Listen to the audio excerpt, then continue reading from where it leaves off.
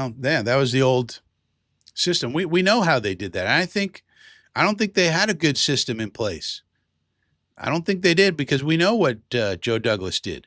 Joe Douglas took Zach Wilson and tried to evaluate him versus Zach Wilson and all the quarterbacks that they could get, not Trevor because they couldn't get him, but all the ones that were available. And they said, are these people better than Sam Darnold? If Sam Darnold were coming out, which one would we take?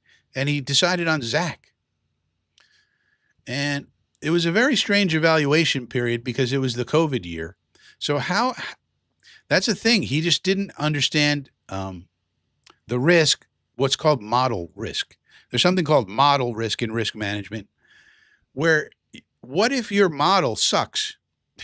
Your model's telling you do this. Okay, but what if the model has bad inputs? What if the model has flawed calculations in it? What if the model's wrong for some reason? That's called model risk.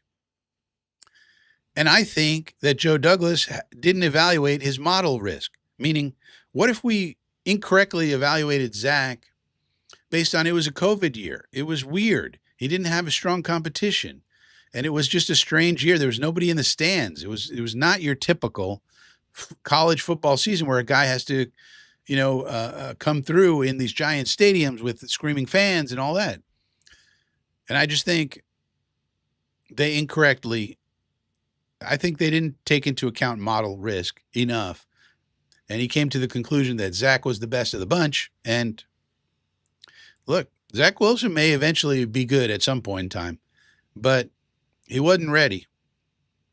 He wasn't ready. And I think they also screwed up his development as well, just to compound it. So Hefe says, I loved our draft process. Seemed to really combine analytics with the elements you can't analyze, like IQ, heart, work ethic, coachability, and desire to be great. Yeah, it seems like we got better, right? Even with the free agents. Look at the free agency period last year versus this year. Last year,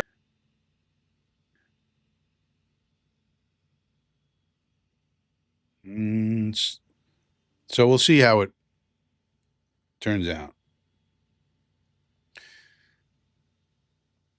What if your model has model risk? What if your model to evaluate, usually to evaluate model risk, you usually have an outside person come in and poke holes in it. It's called, in certain aspects, called penetration testing. But yeah, I mean, you could always misevaluate anything. But one of the things about the quack system, we're going to put it to the test. Right? So that's why I like the betting part. So the betting isn't really to become a degenerate gambler. The betting is to test our system.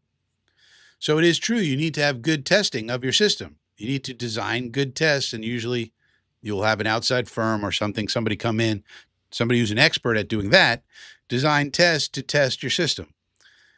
In this case, we already have a system to test it. It's called betting. And if the bets don't pay out over time to some acceptable percentage, then something's wrong, right? So that's kind of the whole idea, is that I have the system. I think it's damn good.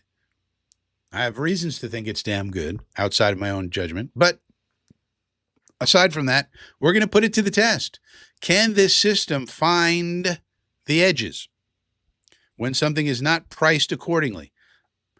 Like how it would apply to the draft is like, not only is the quarterback good or bad, but where are they priced? What you hear about a lot in betting and things like that is it's not really knowing which team is better. It's about knowing if the game is appropriately priced or not.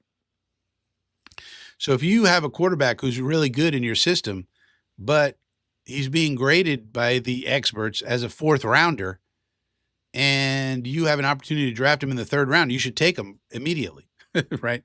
Because the price that's being given by the market, he's a fourth rounder, because of your system, that's incorrect.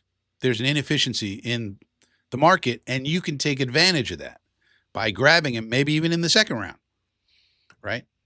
So that's what we're trying to do. We're trying to understand where are the edges, where are the advantages that we can find by knowing more than the market knows. So we'll see how that works out.